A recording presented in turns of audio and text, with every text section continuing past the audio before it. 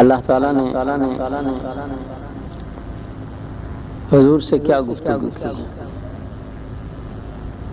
یعنی جب حضور صلی اللہ علیہ وسلم سدرۃ المنتہا پر پہنچے اور اللہ تعالیٰ نے حضور صلی اللہ علیہ وسلم کو اپنے پاس بلایا اس مقام سے اور اپنے قریب کیا، تو اللہ تعالیٰ نے حضور سے کیا باتیں کی اور کیا کچھ دیا؟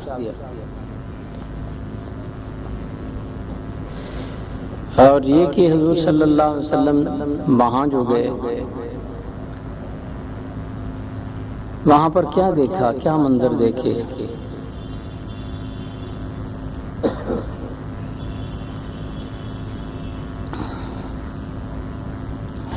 حضور صلی اللہ علیہ وسلم جب اللہ تعالی نے آپ کو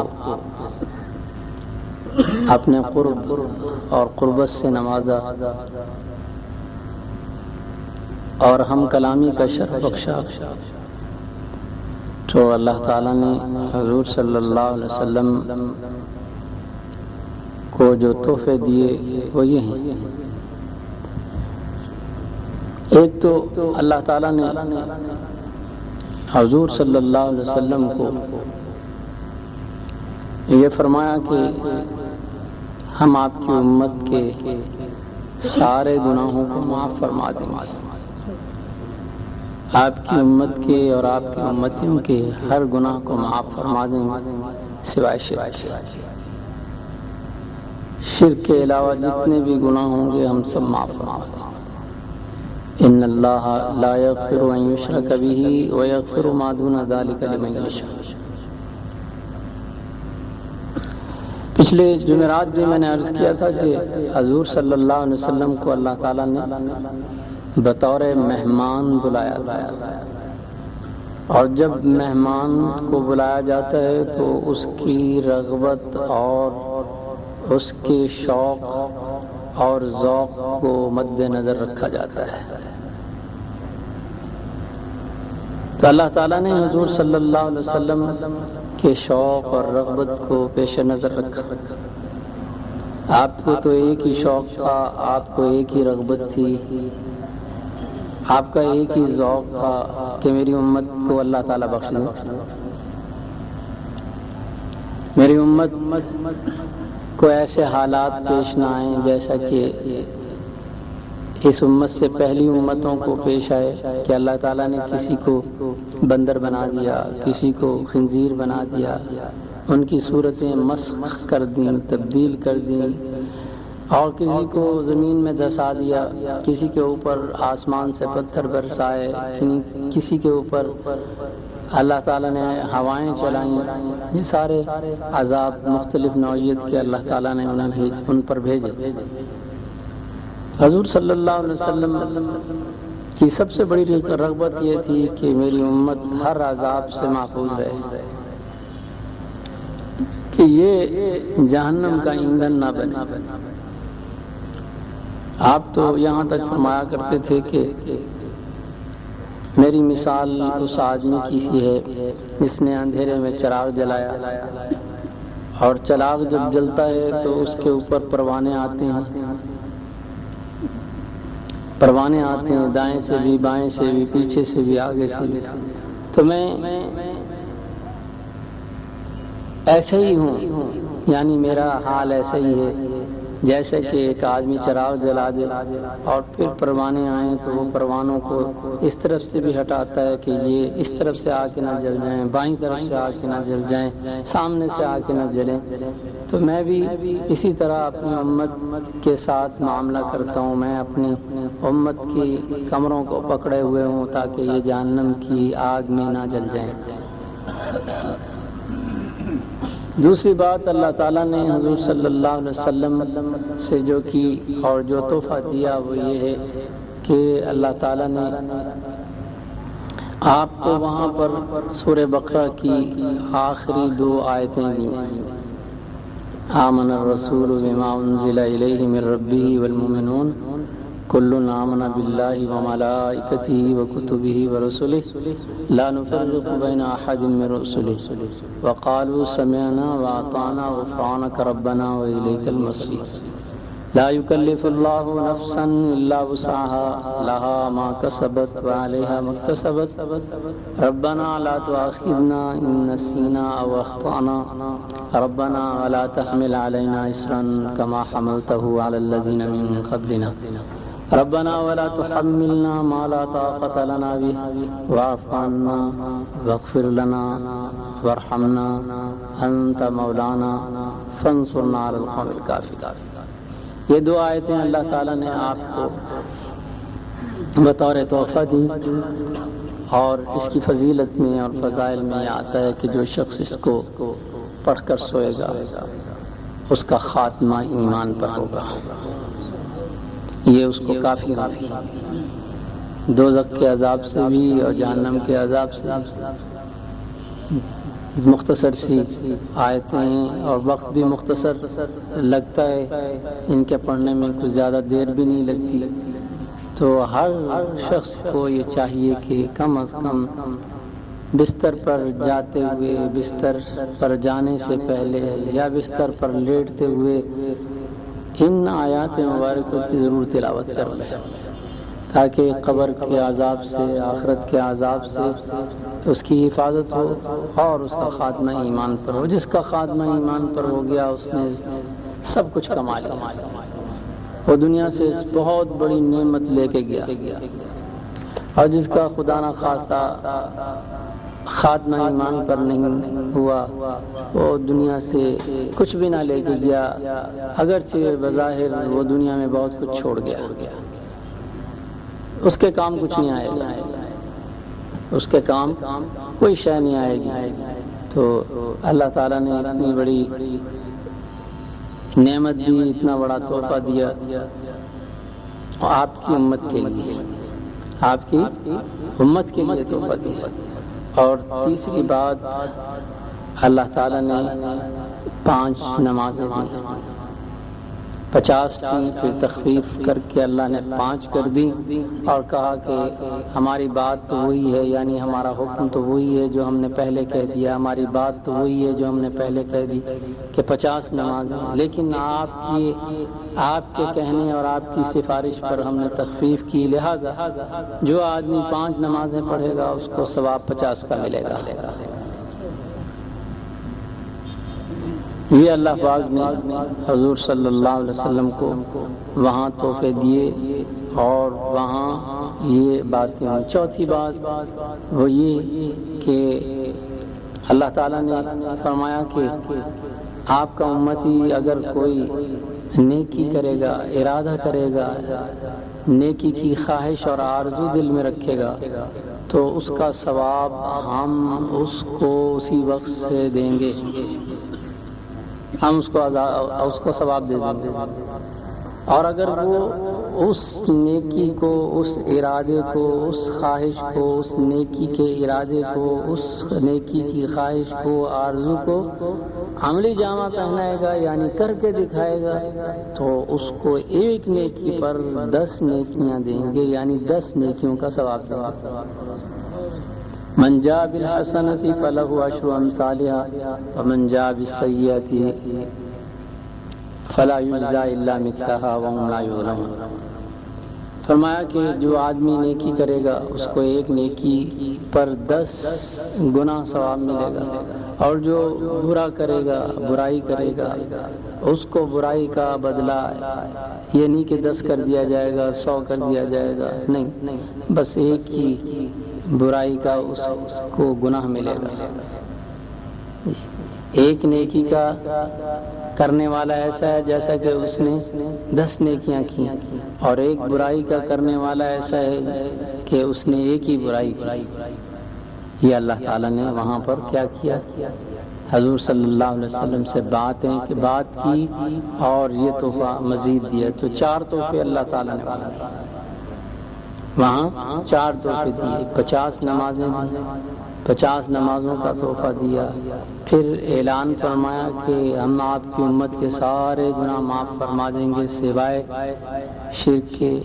پھر فرمایا کہ جو 2 آیتیں یہ ہمارے قرآن پاک سے سورہ بقرہ کی آخری 2 آیتیں پڑھ لے گا، یہ آیتیں اس کو کافی ہوں گی، یعنی اس کا خاتمہ ایمان پر ہوگا۔ یا یہ بھی ہے کہ اسے نہ عذاب کا قبر کا عذاب ہوگا نہ حشر کا عذاب ہوگا۔ اور یہ بات کہ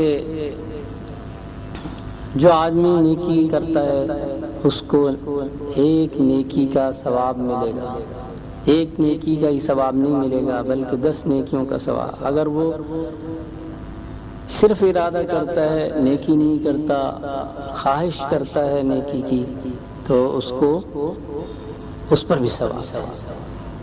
حضرت امام حسن بصری رحمہ اللہ فرمایا کرتے تھے کہ لوگوں، جنت دائمی اور جاوداں ہے، وہ تمہارے ان مختصر اعمال کے صلے میں تمہیں نہیں ملے گی۔ ہم کتنی کی عبادت کر لیں گے اور کتنی عبادت کرتے ہیں، ہمارے دن میں ہمارے لیے سونا بھی ہے، کھانا بھی ہے، پینا بھی ہے، تعلق بھی ہے جی، اور دوسرے کام بھی ہیں، تو 24 گھنٹے تو ہم عبادت نہیں کر سکتے۔ لیکن جو آپ نے خیر کی نیت کر لی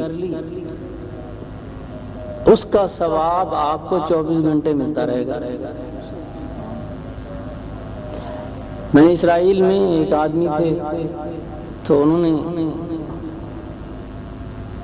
ایک ٹیلے کی طرف دیکھا جب وہ اس کے پاس سے گزر رہے تھے۔ ان دنوں میں بنی اسرائیل میں قحط پڑا ہوا تھا، ہر وقت قحط پڑا ہوا تھا، ہر طرف قحط پڑا ہوا تھا۔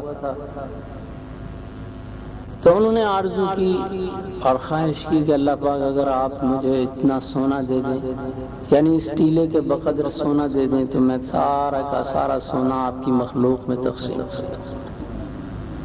اللہ تعالیٰ نے وقت کے پیغمبر کو وحی کی کہ جاؤ اس خوش بخت کو خوشخبری سناؤ۔ کیا خوشخبری سناؤ؟ کہ اس ٹیلے کے اندر جتنے ذرات ہیں ریت کے، ہم نے سارے ذرات کو، پورے ٹیلے کے ذرات کو اس کی نیکیوں میں تبدیل کر دیا، اس کی نیکیوں میں تبدیل کر دیا ہم نے۔ تو باقی بات یہ ہے کہ حضرت امام حسن بصری رحمۃ اللہ علیہ فرماتے ہیں کہ جنت دائمی ہے اور جاوداں ہے، ہمارے چند اعمال کے صلے میں وہ ہمیں نہیں ملے گی، ہاں نیک اعمال کی نیت کیا کرو، اس لیے کہ اس کا ثواب اسی وقت سے شروع ہو جاتا ہے۔ تو ثواب کا میٹر کب سے شروع ہو جائے گا، کب سے چلنا شروع ہو جائے گا؟ جب سے آپ نے خیر کی نیت کی ہے۔ یہ بہت بڑا اللہ تعالیٰ نے ہمارے ساتھ احسان کیا، احسان کا معاملہ کیا۔ اور حضور صلی اللہ علیہ وسلم نے وہاں کیا دیکھا، وہاں کیا دیکھا حضور صلی اللہ علیہ وسلم؟ حضور صلی اللہ علیہ وسلم فرماتے ہیں کہ میں نے دیکھا کہ کچھ آدمی ہیں، ان کے ہونٹ اونٹ کے ہونٹ جیسے ہیں، یعنی اتنے بڑے بڑے ہونٹ ہیں، ان کے ہونٹ اونٹ کے ہونٹ کے برابر بڑے ہیں، اور وہ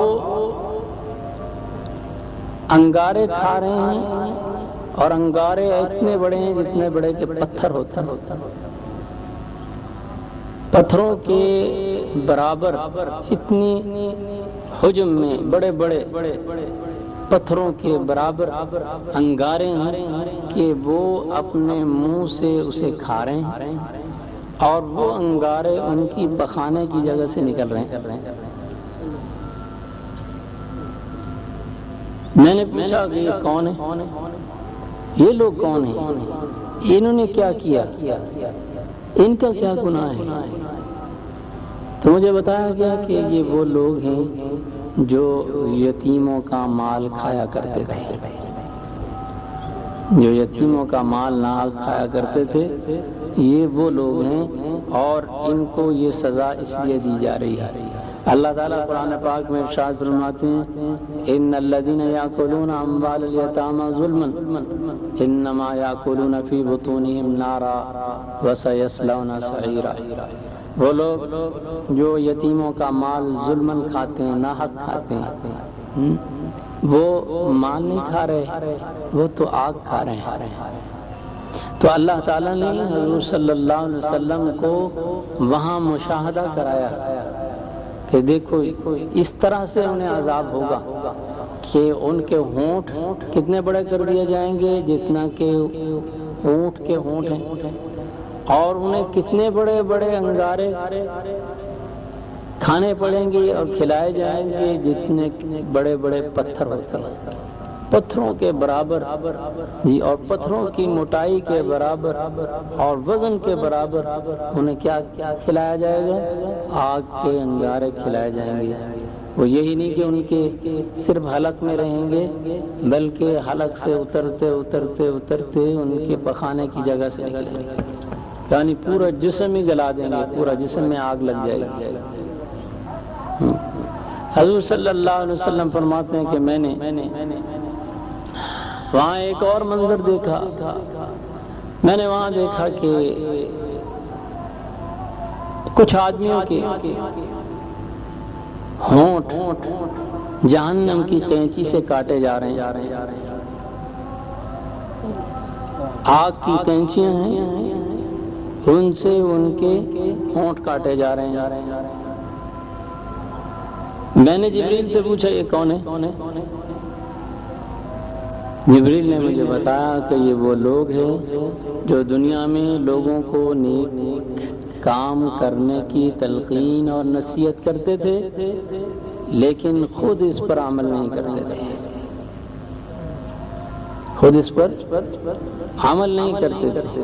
اللہ تعالیٰ نے قرآن پاک میں بھی ایسے لوگوں کے متعلق فرمایا یا ایھا الذین آمنوا لم تقولون ما لا تفعلون کبر مقتا عند اللہ ان تقولوا ما لا تفعلون۔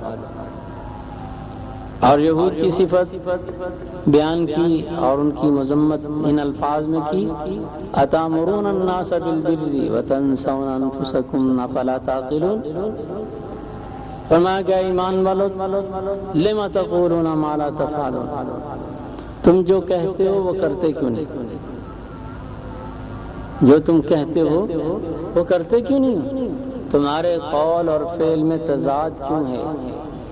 تمہارا قول تمہارے فعل سے کیوں نہیں ملتا؟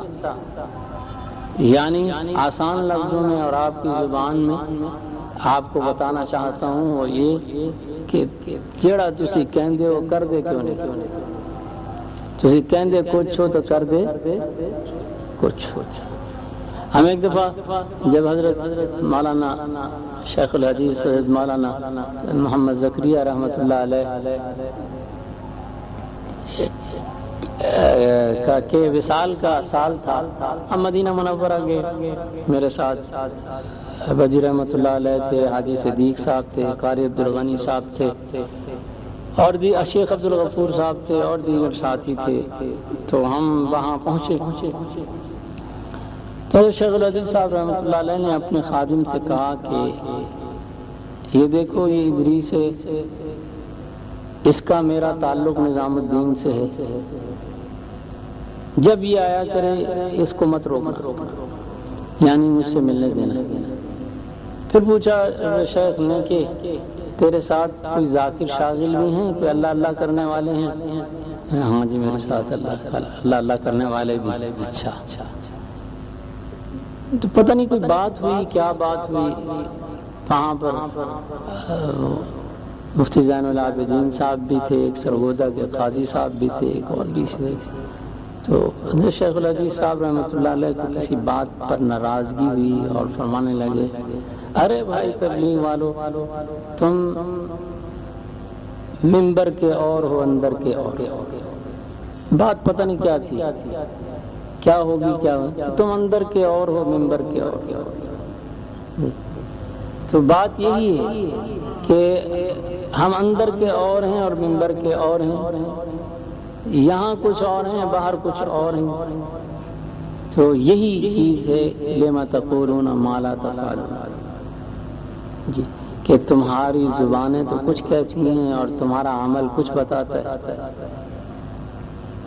بعض لوگ یہاں کہتے ہیں کہ ٹھیک ہے تو پھر ہم نیکی کی دعوت نہ دیں، نیک بات نہ کسی کو کہیں، کہو، کیوں نہیں کہنی؟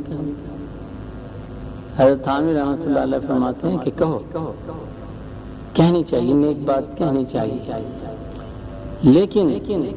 لیکن جو کہنے والا ہے وہ اپنا حال ساتھ ساتھ بتا دے۔ کہنے والا اپنا حال ساتھ بتا، مثلا میں آپ کو کہتا ہوں کہ بھئی تہجد پڑھا کرو، اب جب میں آپ کو یہ کہوں گا کہ آپ تہجد پڑھا کرو تو آپ سمجھیں گے کہ یار یہ بڑا تہجد گزار ہے، میرے متعلق یہ سوچیں، اور میں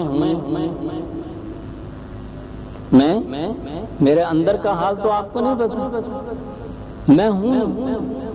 تو فرماتے ہیں کہ جو آدمی نیکی کی دعوت دے اور نیکی پر عمل پیرا نہ ہو، اسے چاہیے کہ اپنا حال بھی ساتھ بتائے اور کہے کہ بھائی مجھ سے تو یہ عمل نہیں ہوتا، آپ یہ عمل کیا کرو، اس میں بڑا فائدہ ہے۔ اگر وہ یوں دے گا تو نفس اور پھولے گا، آپ کہیں گے واہ واہ یہ تو بھائی پنجتن پاک ہے، ہاں یہ تو بہت وہ معزز ہے، یہ تو بہت اللہ والا ہے، حضرت جنید بغدادی ہے۔ یہ تو فرمایا کہ نہیں، اس وقت نفس کو جوتا لگے گا جب آپ یہ کہیں گے، یہ شیطان کو جوتا لگے گا جو آپ کو بڑا بنا رہا ہے، نفس کو جوتا لگے گا کہ آپ تو خوش ہوں گے نا کہ بھی لوگ میری تعریف کریں گے، یہ لوگ مجھے اچھا سمجھیں گے، میں جب نیکی کی دعوت لوگ کہیں گے وقت یار یہ بھی ایسا ہی ہوگا، لیکن اپنا عمل بتا دو، بھائی مجھ سے تو ہوتا نہیں۔ اللہ تعالیٰ نے اللہ آپ کو توفیق دے، اور میرے کہنے کی وجہ سے مجھے بھی توفیق دے۔ یہ ہے دعوت، نیکی کی پھر دعوت دینی ہے تو ساتھ ساتھ تم بھی کہو، اپنا حال بھی بتاؤ کہ میں تو اس قابل نہیں ہوں، مجھ سے تو ہوتا نہیں۔ ایک آدمی ہے وہ اپنے بچے کو کہتا ہے کہ بچہ سگریٹ نہ پیا کرو، اچھی بات ہے، برائی سے روک رہے، شراب نہ پیا کرو، ساتھ ساتھ بوتل بھی رکھی ہوئی ہے، بچے کیا کہیں گے؟ بچے باپ کے متعلق کیا کہیں گے؟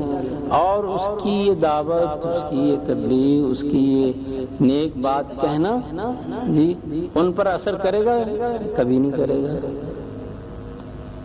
باپ جا کر تاش کھیلتا ہے لیکن وہ بچوں کے لیے چاہتا ہے کہ نہ کھیلے، جی نہیں یہ بری عادت ہے، لیکن بچے دے وہ خود چھوڑتا نہیں۔ لا تنہا عن خلق وتأتی مثلہ عار علیک اذا فعلت عظیم، عربی کے ایک شاعر ہے، وہ کہتے تو خود تو بدخلقیاں کرتا ہے، خود تو برائیاں کرتا ہے، تجھے شرم نہیں آتی، اور پھر ان برائیوں سے دوسروں کو بھی روکتا ہے۔ جی یار بڑی بے غیرتی کی بات ہے، بڑی شرم کی بات ہے کہ تو جو کہتا ہے وہ کرتا ہی نہیں۔ تو حضور صلی اللہ علیہ وسلم نے وہاں یہ دیکھا کہ کچھ لوگوں کے ہونٹ جو ہیں وہ جہنم کی آگ کی کینچیوں سے کاٹے جا رہے ہیں۔ حضور نے پوچھا یہ کعبہ اللہ تعالیٰ مشاہدہ کروا رہے ہیں، قرآن میں بھی فرمایا یہود کی مذمت کرتے اتامرون الناس بالبر، تم لوگوں کو نیکی کی دعوت دیتے ہو، نیکی کا حکم کرتے ہو، نیکی کا عمل کرنے کی دعوت دیتے ہو، وتنسون انفسکم، اور اپنے آپ کو بھولے بیٹھے ہو، افلا تعقلون، تمہارے اندر عقل ہے کہ نہیں ہے؟ جی تو اللہ تعالیٰ یہ جو بھی ہو، اس سے مراد کوئی خاص طبقہ نہیں، خاص جماعت نہیں، ہر مسلمان چاہے وہ خانقاہی نظام سے ہو، چاہے وہ دارالعلوم کا ہو، خواہ وہ قاری صاحب ہو، خواہ وہ مؤذن صاحب ہو، خواہ وہ مجاہد ہو، چاہے وہ غازی ہو، چاہے وہ طویل، جو بھی ہو، یہ ہر اس آدمی کے لیے ہے۔ یہ نہیں کہ جناب وہی آدمی جو ہے قابل مواخذہ ہے یہ چھوٹ جائیں گے، نہیں، جو بھی ہوگا ایسا عمل کرنے والا، اللہ تعالیٰ نے سب ایمان والوں کو مخاطب کر کے فرمایا اتامرون الناس بالبر وتنسون انفسکم افلا تعقلون، اور یا ایھا الذین آمنوا لم تقولون ما لا تفعلون کبر مقتا عند اللہ ان تقولوا ما لا تفعلون۔ تو اللہ تعالیٰ کی ناراضگی، تو یہ چیز جو قرآن پاک میں آئی، اللہ تعالیٰ نے مشاہدہ کروایا حضور صلی اللہ علیہ وسلم کو، جی مشاہدہ کروایا کہ دیکھو یہ وہ لوگ ہیں کہ جنہوں نے یتیموں کا مال ناحق کھایا، ظلماً کھایا، اب یہ کیا ہے، اپنے پیٹ میں انگارے ڈال رہے ہیں۔ تو حضور صلی اللہ علیہ وسلم کو دکھا دیا گیا کہ یہ منظر وہ لوگ جو اللہ کی ناراضگی کے مرتکب ہوئے، نیکی کی دعوت دیتے ہیں لیکن خود اس پر عمل پیرا نہیں ہے، حضور صلی اللہ علیہ وسلم کو ان کا بھی حال دکھا دیا، ان کا حال حضور صلی اللہ علیہ وسلم کو دکھایا گیا۔ پھر حضور صلی اللہ علیہ وسلم فرماتے ہیں کہ مجھے دکھایا گیا کہ کچھ عورتیں ہیں ان کو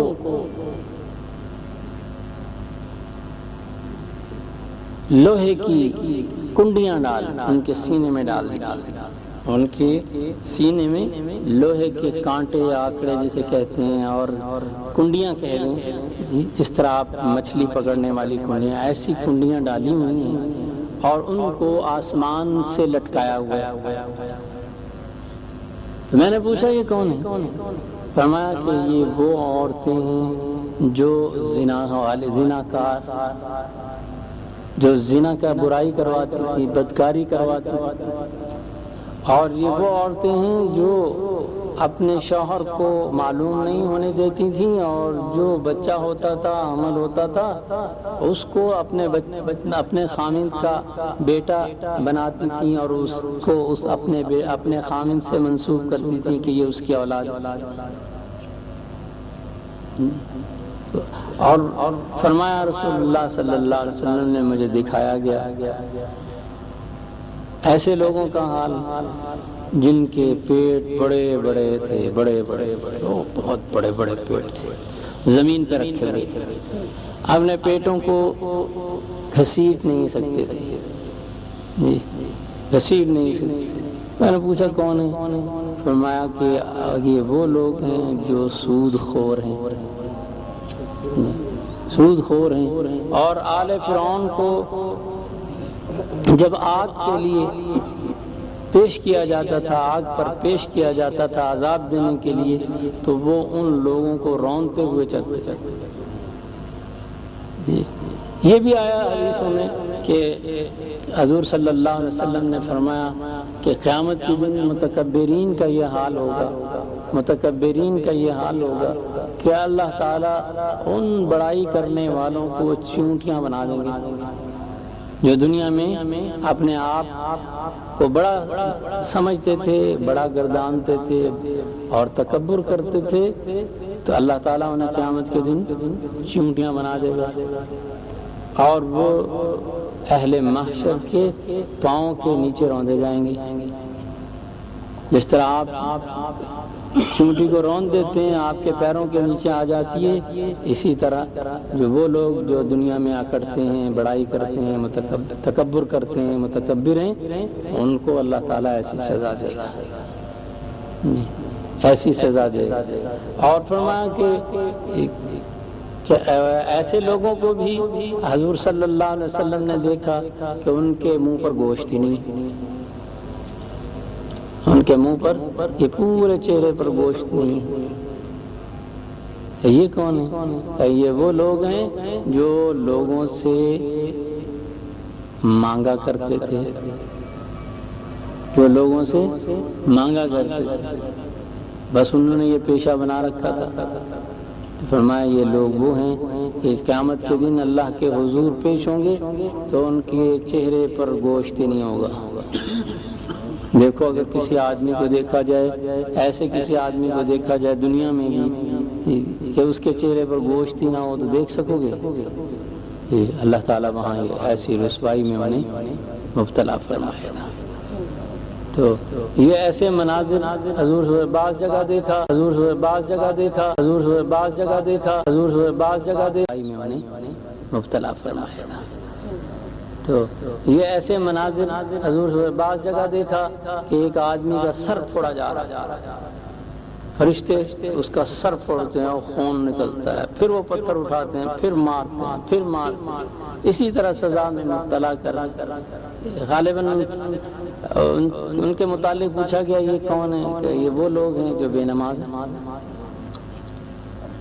جو بے نماز ہیں، ان کو اس طریقے سے سزا دی جا رہی ہے۔ یہ ساری سزائیں اور حضور صلی اللہ علیہ وسلم کو مشاہدہ کرایا گیا۔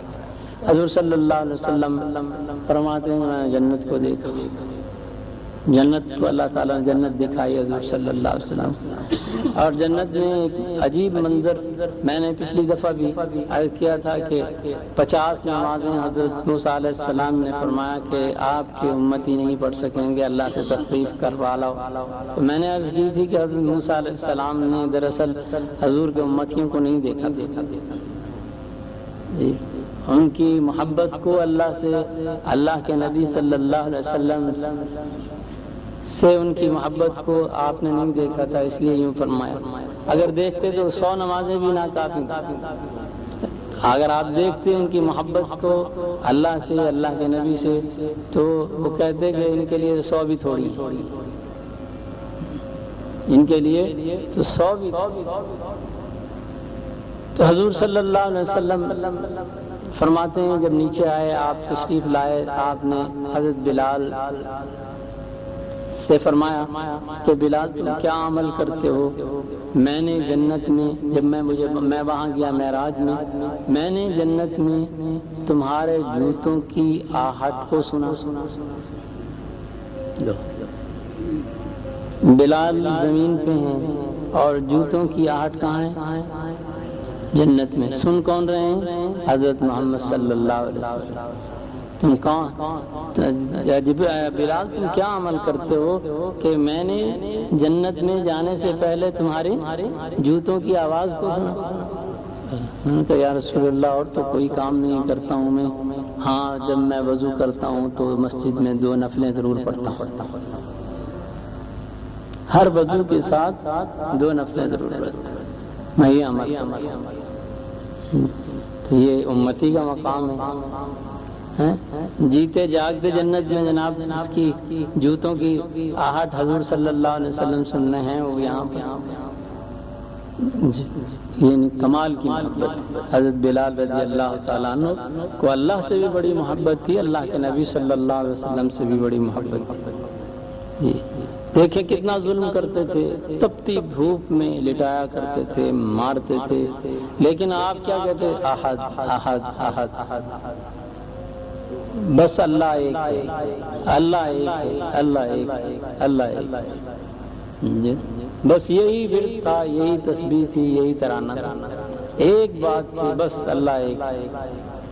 ہر مصیبت ہر تکلیف اللہ کے لیے برداشت، اللہ کے لیے برداشت، اور حضور صلی اللہ علیہ وسلم سے جو محبت کا عالم تھا وہ تو آپ حیران ہوں گے کہ حضور صلی اللہ علیہ وسلم کے زمانے میں جب اذان دیا کرتے تھے حضرت بلال رضی اللہ تعالیٰ عنہ، تو یہ حبشی تھے، جی یہ حبشی تھے، تو حبشی لوگ شین نہیں کہہ سکتے، شین کو سین پڑھتے ہیں، اشہد کو اسہد پڑھتے ہیں، اشہد کو اسہد پڑھتے ہیں، اشہد اللہ الہ الا اللہ اشہد ان محمد۔ صحابہ تو عربی تھے، انہوں نے شکایت کی حضور صلی اللہ علیہ وسلم سے کہ یا رسول اللہ یہ تو غلط پڑھتے ہیں، یہ سین پڑھتے ہیں اور شین کی جگہ سین پڑھتے ہیں، اذان میں سین کی جگہ شین کی جگہ سین پڑھتے ہیں۔ سبحان اللہ۔ حضور صلی اللہ علیہ وسلم نے جب صحابہ کی بات سنی، آپ نے کیا خوب فرمایا، فرمایا سین و بلال عند اللہ شین، ارے بلال کی سین اللہ کے نزدیک شین ہی ہے، اس کی پٹھیاں بھی سیدھیاں ہوں گی نہیں، اللہ کو جو بھاگے، جو اتنا اللہ کا محبوب ہو، یہاں آہد آہد کہے، اتنی تکلیفیں کہے، تو اللہ تعالیٰ پھر اس کی ہر بات کو قبول کرتے ہیں میاں۔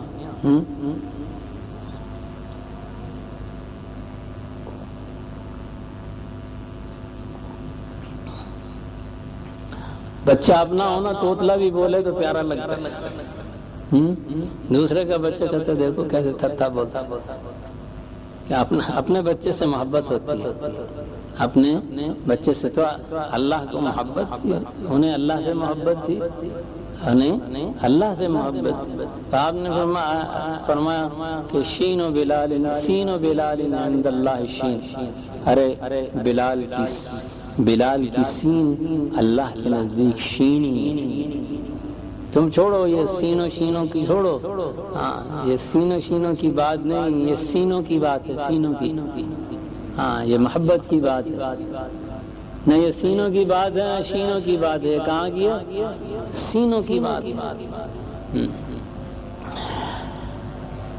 اور حضور صلی اللہ علیہ وسلم سے محبت اتنی تھی، اتنی محبت تھی، کہتے ہیں کہ جب حضور صلی اللہ علیہ وسلم کا وصال ہوا تو مدینہ چھوڑ گئے، فلسطین چلے گئے، یہ جہاں سے حضور صلی اللہ علیہ وسلم کو معراج کرائی تھی وہاں چلے گئے، بیت المقدس چلے گئے۔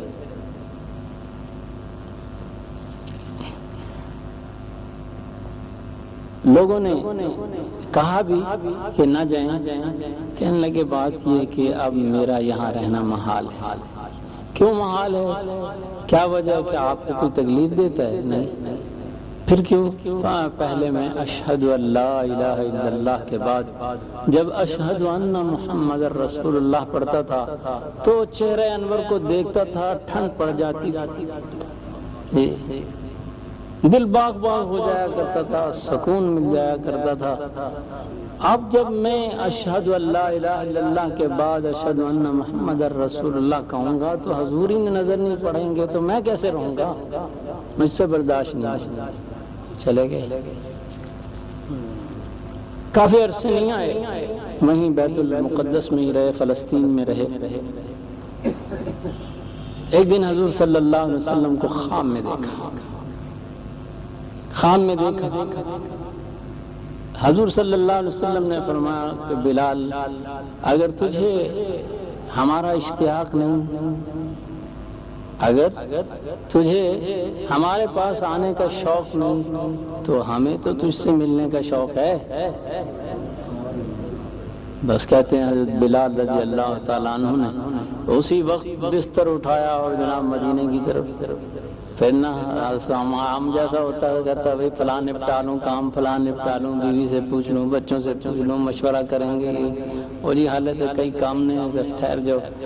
یہ کچے لوگوں کی باتیں ہیں، یہ سینوں شینوں والوں کی باتیں، سینوں والوں کی بات نہیں ہے، وہ ایسا کرتے ہیں۔ تو حضور صلی اللہ اٹھ کے آگے تو سارے صحابہ نے دیکھا تو بھاگے آئے کہ بلال آ گئے، کہنے لگے اذان دیں اذان دیں اذان دیں اذان دیں۔ جتنے بڑے بڑے صحابہ تھے، بزرگ صحابہ، اذان دیں۔ آپ نے فرمایا نہیں، اذان نہیں دوں گا، اذان دینی ہوتی تو یہاں سے جاتا کیوں، اذان نہیں دوں گا۔ اب سب اصرار کر رہے ہیں، وہ مان ہی نہیں رہے۔ تو پھر حضرت حسین اور حضرت حسن رضی اللہ تعالیٰ عنہما آئے، انہوں نے سفارش، انہوں نے کہا کہ آپ اذان دیں، آپ جواب نہیں دے سکتا، اب انکار ہو نہیں سکتا، اس لیے کہ ان کو نسبت ہے اللہ کے رسول صلی اللہ علیہ وسلم، جی ان کو جواب دے دوں گا تو ایسے ہی ہے جیسے اللہ کے رسول کو جواب دے دیا۔ یہ تو اللہ کے رسول کے لاڈلے، ان کو جواب نہیں دے سکتے۔ اذان دینا شروع کر دی، اذان دینا شروع کر دی تو لوگ بھاگ رہے ہیں مدینے، مسجد نبوی کی طرف بھاگ رہے ہیں، جو دیکھو بھاگ رہا ہے، جو دیکھو ارے بھائی کیا ہو گیا، کیا ہو گیا، کہاں جا رہے ہو؟ سر کوئی گھر سے نہیں، بچہ کیا، بوڑھا کیا، عورت کیا، سب مسجد نبوی شریف کی طرف بھاگ رہے ہیں۔ کیا ہو گیا؟ حضور حضور وہ پہلی سی یاد دوبارہ تازہ ہو گئی، وہ پہلی سی یاد دوبارہ تازہ ہو گئی۔ بلال اذان دے رہے، حضور صلی اللہ علیہ وسلم، اب وہ لوگ بیٹھے کہ حضور صلی اللہ علیہ وسلم دوبارہ تشریف لیں، اور سب بھاگ رہے، سب بھاگ، ایک مجمع وہاں کہ بلال نے اذان دیے تو اب حضور صلی اللہ علیہ وسلم، وہی پہلا منظر انہیں یاد آیا۔ اور جب وقت آیا نظام کا تو گھر والے بچے رونے لگے، اور تم کیوں روتے ہو؟ آپ کی جدائی میں روتے ہیں؟ ہاں نہیں، ہرگز نہ رو، بالکل نہ رو۔ تو پھر کیوں نہ روئے؟ کہتے مجھے تو کوئی غم نہیں ہے، دنیا چھوڑنے پر مجھے کوئی غم نہیں، تمہیں غم کیوں نہیں؟ غداً نلقا محمدًا وصحبہ، ارے کل جا کے اللہ کے نبی سے ملاقات کریں گے، آپ کے دوستوں سے ملاقات ہوگی، موت نہیں ہوگی تو پھر ملاقات کیسے ہوگی؟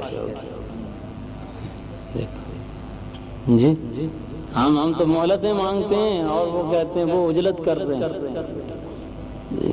صحیح بات ہے، ہم تو کچے ہیں نا، ہم تو اللہ میاں ہمیں اور عمر دے دے، اور عمر دے دے، اور جینے دے، 100 سال کے بھی ہوں گے اور 10 سال دے دے۔ جی جی ابھی فلاں کی بھی شادی دیکھنی ہے، ابھی فلاں مربع بنانا ہے، ابھی فلاں کی کرنا ہے، فلاں کہاں ٹریکٹر بھی لینا ہے، یہ پتہ نہیں کتنی چیزیں ہم اپنے آپ اللہ میں یہ بھی ہو جائے، یہ بھی ہو جائے، یہ ہو جائے۔ انسان کی آرزویں تو پوری نہیں ہوتی، انسان کی آرزویں تو پوری نہیں ہوتی، لیکن وہاں محبت کا تقاضا ان کا نہیں۔ دنیا چھوڑو، دنیا کو دو، دنیا والوں کو، اور چلو بس اپنے یار کے پاس چلو۔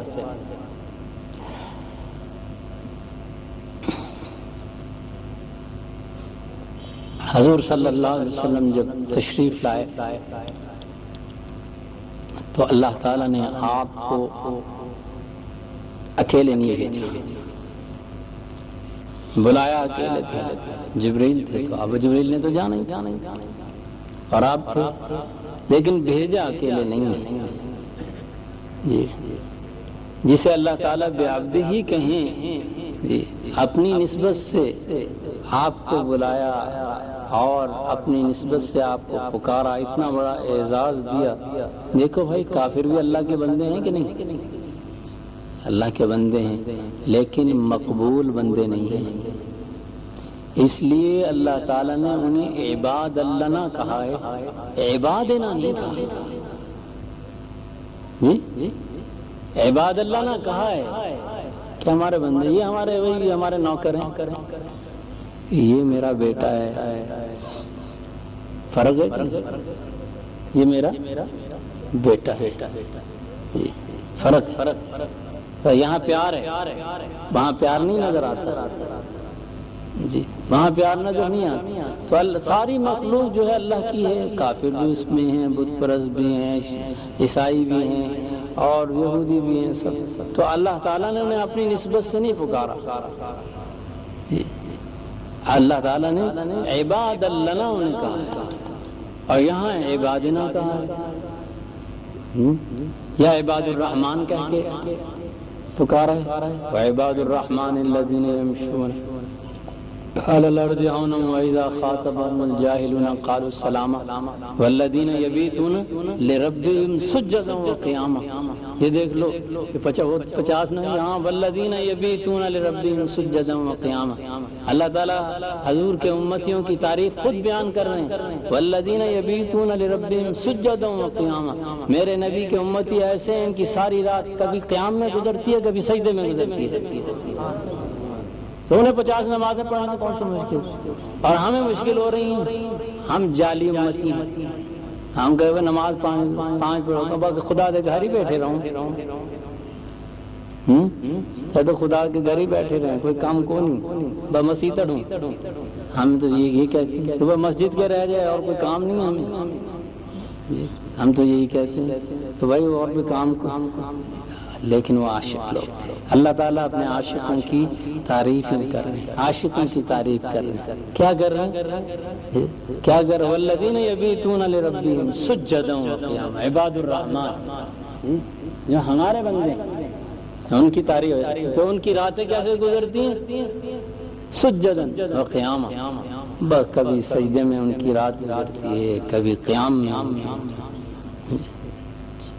حضرت علی رضی اللہ تعالیٰ عنہ سبحان اللہ رات کے اندھیرے میں بیٹھ جایا کرتے، تنہائی میں بیٹھ جاتے تھے، اور ایک حال آتا تھا اپنی داڑھی مبارک اپنے ہاتھ پہ رکھ لیا کرتے تھے، اس طریقے سے اپنی سفید داڑھی کو اپنی ہاتھوں پر رکھ لیتے تھے، اپنی سفید داڑھی کو یوں اپنے ہاتھوں پر رکھ کے اور یا ربنا یا ربنا، ساری رات بس اسی طرح یا رب روتے روتے گزرتی تھی. اور کیا کہتے تھے؟ یا ربنا یا ربنا، اے اللہ میری سفید داڑھی کو دیکھ لے، میری اس داڑھی کی لاج رکھ لے، میری اس سفیدی کو بخش دے، میری سفید داڑھی کو دیکھ لے، اللہ کو واسطے دے. ہاتھ اٹھا کے داڑھی میں لگ کے اتنی عاجزی، اتنی انکساری، اتنی آہوزاری کیا کرتے تھے، یا ربنا یا ربنا. ہم کہتے ہاتھ اٹھا کے دعا ہی نہ مانگو. تو بھائی بات یہ ہے کہ اللہ تعالیٰ نے تعریف کی ہے امت کی، والذین یبیتون لربہم سجدا سجدا. اپنے صحابی کو حضرت معاذ بن جبل کو جب گورنر بنا کے بھیجا یمن کا، اور تو آپ نے یہی وہاں فرمایا جب تو آئے تو مجھے نہ پائے. آپ نے فرمایا جب تو آئے تو شاید مجھے نہ پائے، لیکن میری قبر پر آنا، جی میری قبر پر آنا. تو وہ تو سید القبور جی. تو یہ غلط ہے، یہ گستاخی ہے. یہ حضور قبر کی نیت کیوں نہ؟ ہم تو جائیں گے، مسجد میں بھی جائیں گے، قبر میں بھی. یہ کیسے ہو سکتا ہے کہ مسجد میں جائے تو قبر پہ نہ جائے جی؟ اور جو قبر پہ چلا جائے گا مسجد میں نہیں جائے گا، یہ کیسے ہو سکتا ہے؟ یہ خام خواہ کی باتیں، گستاخی ہے، عقائد کو خراب کرنا ہے. ان لوگوں سے بچو. اصل بات یہ ہے اپنے اسلاف کے طریقے کو، عقائد کو کبھی نہ چھوڑو. اصل یہ ہے کہ ہمارے اسلاف نے، ہمارے بزرگوں نے کیا کیا، ہمارے بزرگوں کا طریقہ ہے، اسے اپناؤ. آپ نے حضور صلی اللہ علیہ وسلم کو 1,24,000 پیغمبر چھوڑنے آئے، آپ نے امامت کرائی، اور امامت کرا کر آپ کو یہ باور کرا دیا گیا کہ ہم نے دونوں کعبے آپ کو دے دیے جی. اب اگر مسجد اقصی میں نماز پڑھنے والا آپ کی چاہت والے قبلے کی طرف رخ نہیں کرتا، اس کی بھی نماز نہیں ہوتی. ختم. وہاں جو نماز پڑھے گا کس طرف کرے گا؟ ادھر کرے گا. کیوں؟ اللہ کے نبی کی چاہت یہ وہ، اور نماز پڑھا کے آپ کی ملکیت میں دے دی کہ یہاں بھی آپ کا قبضہ. چلو بس آپ نے کہا کہ بس ادھر ہی، میں تو ادھر پڑھ رہا ہوں لہٰذا تم بھی ادھر ہی پڑھو. اب یہ نہیں کہ وہاں جا کے وہ رخ کرے گا قبلہ اول کے رخ پہ پڑھے گا جدھر وہ جو اس کا رخ بنتا ہوگا. اللہ تعالیٰ اس جگہ کو یہود ظالموں سے آزاد کرائے گا. یہ ہمارا قبلہ اول کو، یہ ہماری کمزوری ہیں، مسلمان کمزور ہو گئے، دنیا دار ہو گئے، یہ دنیا کے پجاری ہو گئے، تو اللہ تعالیٰ نے ہم سے وہ لے لیا. اللہ تعالیٰ نے ہم سے لے لیا. بس فرق اس میں یہی ہے، اس قبلے میں اور اس قبلے میں فرق یہی ہے کہ اس قبلے کے متعلق جس کی چاہت اللہ کے رسول صلی اللہ علیہ وسلم نے کی کہ میں اس قبلے کی طرف رخ کر کے پڑھوں، اللہ تعالیٰ نے کہا کہ کسی کی مجال نہیں، دجال کی بھی مجال نہیں تو یہاں آ جا. لیکن اس قبلے کی اس پہ دیکھ لو یہ یہاں پہ کسی کا قبضہ غیر مسلم کا نہیں ہوگا. یہاں پر کسی غیر مسلم کا قبضہ نہیں ہوگا، قیامت تک نہیں ہوگا. لیکن وہاں پر ہو گیا، اس کی ضمانت نہیں. اللہ تعالیٰ کے رسول تو وہاں بھی جو دراصل وہ قبلہ رہا جو نہیں نا، اب تو وہ نام کیا ہے نا، جی حملن تو ختم ہو گیا، اس لیے کہ حضور صلی اللہ علیہ وسلم اگر وہاں پر کوئی اس طرف پڑھ رہا ہے، اس رخ پہ پڑھ رہا ہے، تو اس کی نماز اس کو وہ بھی ادھر ہی پڑھیں گے جس طرف حضور صلی اللہ علیہ وسلم. تو اللہ تعالیٰ نے حضور صلی اللہ علیہ وسلم کی تحویل میں دے دی، دونوں کعبے آپ کی تحویل میں دے دی، اور ہر آدمی کو ادھر ہی نماز پڑھنی پڑے گی جس رخ پر اللہ کے نبی صلی اللہ علیہ وسلم نے نماز پڑھی. تو اللہ تعالیٰ نے حضور صلی اللہ علیہ وسلم کو بھیجا، نبیوں کے ساتھ رخصت کیا، آپ پہ تشریف لائے، لوگوں کو بتایا. آپ نے سب سے پہلے اس بات یعنی اس سفر کے متعلق حضرت ام ہانی کو بتایا، جو آپ کی چچا زاد بہن تھیں. اس رات آپ وہیں سوئے تھے، وہاں سے جبریل آپ کو اٹھا کے لے کے گئے. انہوں نے کہا کہ یہ لوگ ابھی تو اتنا مخالفت کر رہے ہیں، جب یہ سنیں گے کہ آپ یہ سفر کی اس سفر کی رودات سنائیں گے اور اس سفر کے متعلق انہیں بتائیں گے، تو پھر اور تکذیب کریں گے اور جھٹلائیں گے، مخالفت اور بڑھیں گے، لہذا کسی کو نہ بتانا. تو حضور صلی اللہ علیہ وسلم نے سب سے پہلے انہیں خبر دی. پھر اس واقعے کی سب سے پہلے تصدیق حضرت ابو بکر صدیق نے کی، اس وجہ سے ابو بکر صدیق ہوئے. انہیں اس دن سے صدیق کا لقب ملا. تو اللہ تعالیٰ نے حضور صلی اللہ علیہ وسلم کو یہ شرف بخشا. اور اس کی تاریخ میں تو اختلاف ہے، کسی نے کہا کہ 27 ربیع ثانی کو ہوا، کسی نے کہا کہ 27 رجب کو ہوا، 27 رجب کو، لیکن مشہور 27 رجب ہی ہے. تو یہ وقت اب زیادہ ہو گیا، اسی پر اکتفا کرتا ہوں. تو بھائی حضور صلی اللہ علیہ وسلم کو اللہ تعالیٰ نے یہ اعزاز بخشا تھا. اب باقی انشاءاللہ آئندہ پھر کبھی. وآخر دعوانا الحمدللہ رب العالمین.